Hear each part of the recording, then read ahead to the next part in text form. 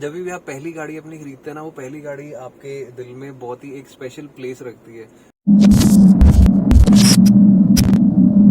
Hello जी, क्या हाल है। मेरा नाम है सिमरन बिंद्रा और हाल फिलहाल प्रोग्राम कुछ ऐसा है कि आज है 16/5/2021 और टाइम कुछ हो रहा है 5:40 और हमारे पास लगभग कह लीजिए थोड़ा सा ही टाइम है कि 6 बजे लॉकडाउन लग जाएगा और हमने एक नई वीडियो रिकॉर्ड करनी है कार नो हाउ सीरीज के बारे। और टाइटल आपने पढ़ ही लिया होगा, it is about car buying guide. की जब भी आप एक नई कार खरीदते हैं तो ऐसे कौन कौन से पॉइंट्स हैं जो आपको अपने माइंड में रखने चाहिए, उनको कंसिडर करना चाहिए before you and up buying a new car. तो पहली कार मैं, बिकॉज आई एम दिस किया सोनेट जब मैंने खरीदी थी, ये मेरी पहली कार है जो मैंने आप खरीदी है। और जब भी आप पहली गाड़ी अपनी खरीदते हैं ना, वो पहली गाड़ी आपके दिल में बहुत ही एक स्पेशल प्लेस रखती है। बिकॉज आपने सोचा होता है यार ये गाड़ी है, यार ये गाड़ी को जब मैं लूंगा तो I travel this place that place, मैं इन लोगों के साथ जाऊंगा, ये मॉड्स कराऊंगा, तो बहुत बहुत ही स्पेशल आपके दिल में वो जगह रखती है। तो इसीलिए कुछ पॉइंट्स हैं कि उस स्पेशल कार तक हम अपनी पहुंच पाए, तो कुछ पॉइंट्स हमें ध्यान में रखने चाहिए। सबसे पहली चीज जो आपको ध्यान में रखनी है, सबसे पहला इंपॉर्टेंट पॉइंट है कि आपका बजट कितना है। गाड़ी तो आप खरीद रहे हो, बस उस गाड़ी तक पहुंचने के लिए व्हाट इज योर बजट। आपका बजट 4 से 6 लाख है या आप 10 लाख तक की गाड़ी खरीदना चाहते हैं, 20 लाख की, 40 की, 50 की। Budget is very important. और मेरा जहां तक मानना है यार, देखो हमारा जब हमने गाड़ी लेनी थी तो हमने 8-10 लाख के करीब बजट रखा था, but we eventually ended up increasing our budget because हमें कुछ luxury features inside the cabin भी चाहिए थी। एक गाड़ी जो भी आप देख रहे हैं उसका बेस मॉडल अगर मैं बात करूं, किया सोनेट का डीजल में 8 लाख तक का भी आता है, टॉप मॉडल 14 लाख तक का भी आता है ऑटोमेटिक में। अब ये आपने डिसाइड करना है depending upon your budget. And इसके बाद जो अगला पॉइंट आ जाएगा रिक्वायरमेंट, कि आपने कौन सी गाड़ी लेनी है। ठीक है, तो पहला पॉइंट हो गया बजट। उसके बाद हम आ जाएंगे हमारे नेक्स्ट पॉइंट पे, जो कि है आपकी रिक्वायरमेंट क्या है। मोस्टली आपने अकेले गाड़ी चलानी है, आप अपनी फैमिली के साथ भी गाड़ी चलाएंगे कि मोस्टली फैमिली के साथ ही चलेंगे। आपकी बैक सीट कंफर्ट जो है वो आपके लिए बहुत बड़ी प्रायोरिटी है। तो ये जो दो चीजें हैं, पहली बजट और आपकी रिक्वायरमेंट क्या है। Safety is the requirement, interior luxury होना चाहिए, लुक्स अच्छी होनी चाहिए। तो इस हिसाब से आपको अपनी रिक्वायरमेंट्स डिसाइड करनी है एंड उसके बाद आपको आगे ऑप्शंस की तरफ जाना है कि हाँ डिपेंडिंग अपॉन योर बजट। से सपोज आपका बजट 4 से लेकर 6 लाख तक है फॉर एग्जांपल, एंड आपकी रिक्वायरमेंट है कि यार हम 4 लोग हैं तो उसमें तो एक छोटी हैचबैक ही आएगी। आप उसमें ट्यागो ले सकते हैं, टाटा की क्विड ले सकते हैं, उसके बाद सैंट्रो आ जाएगी होंडा वालों की, और उसके बाद हम अगर मारुति वालों की बात करें तो उसमें वैगनआर एंड ऑल्टो भी आप ले सकते हैं। तो इस हिसाब से you have to work out budget and your requirement is the most important things that while you are buying your car you have to keep it in your mind। अब उसके बाद जब आपका बजट और रिक्वायरमेंट डिसाइड हो गया है तो YouTube पे आप ऑब्वियसली देखेंगे।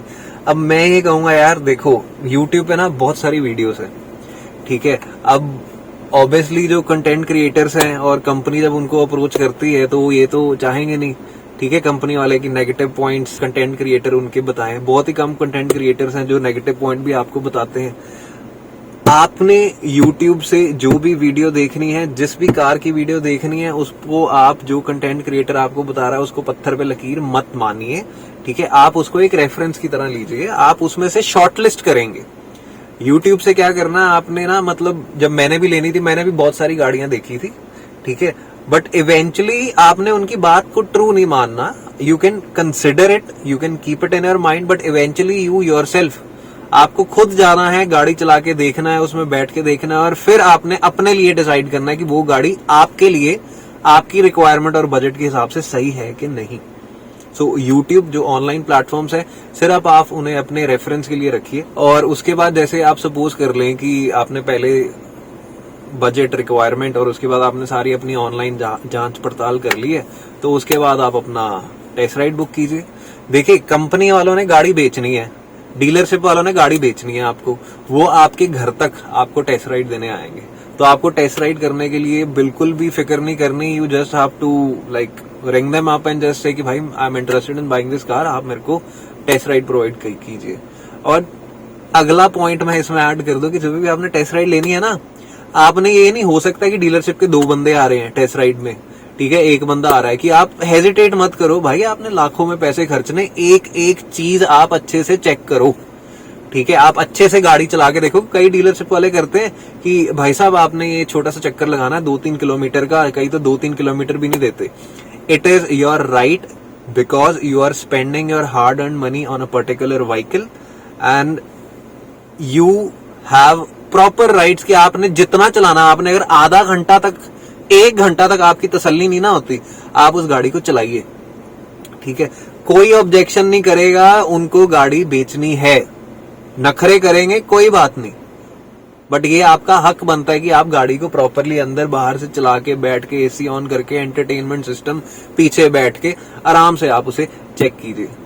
और इसमें मैं एक और पॉइंट ऐड करना चाहूंगा कि जब भी आप टेस्ट राइड लेंगे तो आप उनको डीलरशिप, बिकॉज देखिए हर एक गाड़ी का ना वो टॉप मॉडल लेके आते हैं टेस्ट राइड के लिए, तो आप उन्हें इतना रिक्वेस्ट कर सकते हैं कि अगर आप किसी लोअर मॉडल में इंटरेस्टेड है आपकी रिक्वायरमेंट और बजट के हिसाब से, तो आप कोशिश कीजिए कि अगर उनके पास वो अवेलेबल हो तो आप ऑब्वियसली आप उसी मॉडल की अगर आपको टेस्ट राइड मिल जाए तो आपका जो पूरा एक्सपीरियंस है ना, तो आप उससे कोरिलेट करके अपने लिए बेटर डिसाइड कर सकते हैं कि हाँ, जैसे ये टॉप मॉडल छोड़ के 2 मॉडल नीचे वाला मॉडल मेरे लिए बेस्ट सूटेबल है। और ये जो चीज है ना, आपने हर वो गाड़ी के लिए करनी है जो आपने डिसाइड कर रखी है। ठीक है, आपने कोई सेगमेंट की कार डिसाइड कर रखी है, उसमें आप हर एक सेगमेंट में, जैसे आप टाटा की भी गाड़ी चेक कीजिए, आप होंडा की भी कीजिए, आप मारुति की भी कीजिए, और कोई गाड़ी है जैसे और कोई कंपनी है फोर्ड, आप उसकी भी जो गाड़ी की ना अच्छे से टेस्ट राइड लीजिए। सो इसमें ना मैं एक और पॉइंट ऐड करना चाहता हूँ कि जब भी आप कोई कार डिसाइड कर रहे होते हैं ना, सिर्फ एक ही मन में मत बना लीजिए कि यार हाँ यार मेरे को तो सोनेट अच्छी लगती है, मैं तो कोई और टेस्ट राइड लूंगा ही नहीं। तो आप जितनी भी उस सेगमेंट में बाकी गाड़ियां हैं, जैसे वेन्यू है, टाटा की which car is that is the safest car, Nexon है, और उसके बाद महिंद्रा वालों की है XUV 300 है, तो ये सारी गाड़ियां आप टेस्ट राइड करके फिर आप अपना मन बनाइए। ये नहीं कि एक ही गाड़ी लेनी, मैं तो यार इसकी टेस्ट राइड लूंगा, मेरे को यही पसंद आई। थोड़ा सा सर्वे कीजिए मार्केट में जाके, हो सकता है आपको दूसरी गाड़ी पसंद आ जाए, उसके फीचर्स ज्यादा अच्छे लगे, उसकी सेफ्टी के पैरामीटर्स आपको ज्यादा अच्छे लग जाए। और उसके बाद नेक्स्ट पॉइंट आ जाता है आपकी बुकिंग का। अगर आपको कोई भी कार अच्छी लगती है, आप उसे उसी वक्त बुक कर दें। कोई टोकन अमाउंट कंपनी आपसे लेगी 10 से 20,000 या 30,000 या 40,000 या 50,000, जितना भी टोकन अमाउंट है वो दे के बुक कर लीजिए। बट एक चीज आपने इसमें बहुत ध्यान से नोट कर लेनी है कि भाई साहब आप GM से तुरंत बात कर लीजिए कि जो वेटिंग पीरियड, हो सकता है आपको 2 दिन में गाड़ी मिल जाए, हो सकता है आप मौके पर ही गाड़ी उठा लें, हो सकता है कई गाड़ियां जैसे सोनेट है, अब उसमें तो 5-5 महीने की कई मॉडल्स पे वेटिंग हो चुकी है। तो आपने डीलरशिप से पहले ही बात कर लेनी है कि भाई साहब कितनी वेटिंग है, क्योंकि back of the mind you need to be prepared कि यार मेरे को इतना वेट करना पड़ेगा। अब हमारे साथ क्या हुआ था कि 2 महीने की वेटिंग बताई गई थी, बट इवेंचुअली करते करते 3 महीने तक बात जाके खत्म हुई थी जब हमें गाड़ी मिली थी। उसके बाद हमारा पॉइंट आ जाता है कि भाई साहब जब आपकी गाड़ी डीलरशिप के पास आ जाती है, आप उधर जाइए, आप उसकी प्री डिलीवरी इंस्पेक्शन कीजिए। PDI की वीडियो जो लिंक है मैं इधर कहीं पे डाल दूंगा, तो आप देख सकते हैं कि PDI आपने कैसे करनी है। तो PDI आपका मतलब कह लीजिए कि इतनी 10-12 लाख की या 4-5 लाख की, जितने मर्जी लाख की आप गाड़ी ले रहे हो, आपका ये हक बनता है कि आप उसे पैसे अपने फंड्स रिलीज करने से पहले आप एक बार चेक कर लीजिए। क्योंकि PDI के प्री डिलीवरी इंस्पेक्शन, गाड़ी लेने से पहले जो इंस्पेक्शन की जाती है वो डीलरशिप ने तो करनी है, उनका तो काम है। बट आप एज एन ओनर जिन्होंने खरीदनी है, आप भी आराम से पूरी अंदर से लेके बाहर तक, इंटीरियर एक्सटीरियर हर एक चीज आप इनफैक्ट चेक कीजिए। आप उसे चला के भी चेक कीजिए कि उसमें कोई प्रॉब्लम तो नहीं है ना। Once you have done your PDI, आपकी PDI हो गई, आपकी तसल्ली है यार गाड़ी अच्छी है, मेरी गाड़ी है, यही मैंने लेनी है, तो आप उसके बाद अपने फंड्स रिलीज कर दीजिए, आप डीलरशिप को दे दीजिए and you can enjoy your car. अब उसमें ये है कि उसमें क्या है कि जब भी आप फंड्स रिलीज करते हैं ना, फंड्स में भी बहुत सारे पैरामीटर्स आ जाते हैं, जिसमें RTO और इंश्योरेंस का भी पैरामीटर मिल जाता है। सबसे पहले हम इंश्योरेंस की बात कर लेते हैं। देखिए, इंश्योरेंस आप खुद भी ले सकते हैं, आप डीलरशिप के एंड से भी ले सकते हैं। अगर आपको डीलरशिप फोर्स करता है तो मैंने उसकी वीडियो भी बना रखी है, ठीक है, आप वो जाके देख सकते हैं। उसमें सारा मैंने अच्छे से एक्सप्लेन किया हुआ है कि that no dealer can force you to buy the insurance from his end. ठीक है, आप जो चाहे जिस कंपनी की चाहे आप इंश्योरेंस ले सकते हैं, और डीलरशिप की अगर आपको अच्छी लगती है वो भी ले सकते हैं। उसके बाद आप RTO, जो आपकी रजिस्ट्रेशन, गाड़ी के रजिस्ट्रेशन के टैक्सेस हैं, ठीक है, आपने वो अच्छे से अपने चेक कर लेने हैं। और इसके लिए मैं आपको यहाँ पे एक लिंक दे दूंगा, ठीक है, यहाँ इस लिंक पे जाके ना आप अच्छे से अपने गाड़ी के RTO जो रजिस्ट्रेशन चार्जेस हैं वो आप depending upon which city your car is suppose to be registered in, you can check it online कि whether the dealer is charging the same money from you और नॉट। और उसके बाद ना एक यार बड़ी कंफ्यूजन सी रहती है कि लॉजिस्टिक चार्जेस या हैंडलिंग चार्जेस भी कई कंपनियां ले लेती हैं। जी, लॉजिस्टिक और handling charges are already included in your ex showroom price.